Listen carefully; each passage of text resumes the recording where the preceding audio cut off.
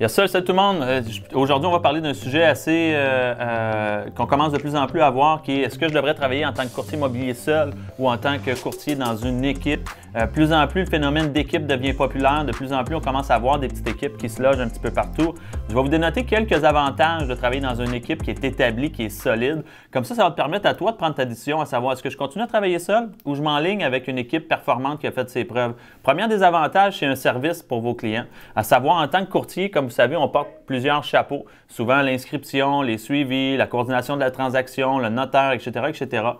S'il y avait quelqu'un qui était attitré spécialement à une tâche, est-ce que ça se peut qu'il soit en mesure de faire un meilleur suivi que toi pour ce service-là? Définitivement. Si, exemple, on a juste une personne attitrée juste au listing, on a juste une personne attitrée à toute la gestion de la transaction, pendant que toi, tu peux mettre ton focus sur aller chercher des nouveaux clients et optimiser ton expérience avec ton client actuel, donc ta relation avec lui, au lieu d'être en train de faire de la paperasse, c'est certain que ça augmente à ce moment-là, ton service client. Deuxième des choses, on s'entraide. Ça veut dire qu'on a aussi plusieurs forces et faiblesses en tant que personne tout court. Est-ce que ça se peut qu'il y ait un courtier dans l'équipe qui soit peut-être plus qualifié que toi pour faire un type de propriété ou une certaine niche? Ben oui. Donc, on peut s'entraider, on peut se donner des coups de main, apprendre des autres, avoir des conseils. On peut se faire remplacer plus facilement quand vient le temps des vacances. On peut aussi avoir en place des systèmes qui sont à gros budget. Donc, une équipe peut peut-être se permettre des systèmes qui sont très dispendieux pour offrir un soutien meilleur à ses courtiers et des plateformes de communication qui sont plus intéressantes, qui viennent limiter ton temps juste en gestion de paperasse. Bon, ben, tous mes documents de transaction, je dois les mettre là.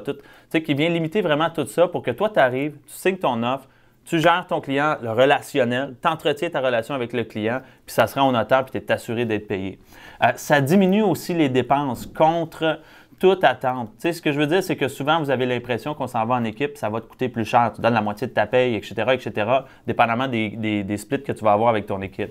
Dépendamment des services qui sont offerts, les dépenses, très souvent, sont moindres que si jamais on était seul. Un courtier seul qui investit moindrement pour faire de la publicité, pour faire du marketing, va être plus ou moins à 70 % de dépenses, 30 % de profit.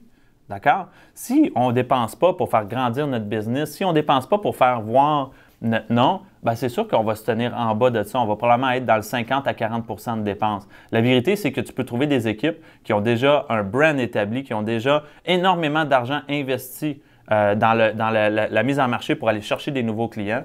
Puis au bout de la ligne, ça va te coûter moins cher que si jamais tu as essayé de le faire toi-même.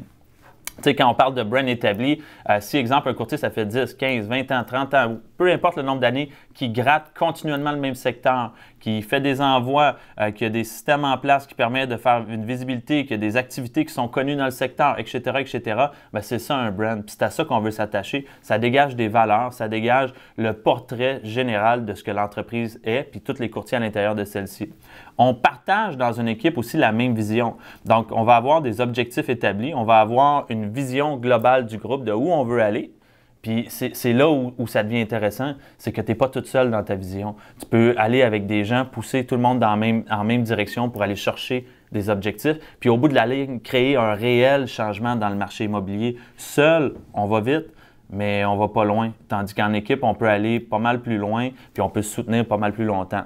Et puis, on arrive à avoir une meilleure confiance et des meilleures compétences à long terme à cause du coaching, à cause de la formation, à cause que justement, on va partager nos trucs, donc on grandit plus rapidement. Ça, c'est juste quelques-uns des avantages de faire partie d'une équipe. Tu sais, je te donne un exemple, quand tu as des objectifs en tête, puis tu as des bas. C'est linéaire, l'immobilier, tu as des bas, à un moment donné, tu pognes un petit down, ça ne t'intéresse pas, paf, on rentre au bureau, il y a quelqu'un qui va te craquer, quelqu'un qui te motive sur tes objectifs, quelqu'un qui te rappelle la raison pour laquelle tu fais ce que tu fais en ce moment. Ça, c'est des bons avantages dans une équipe.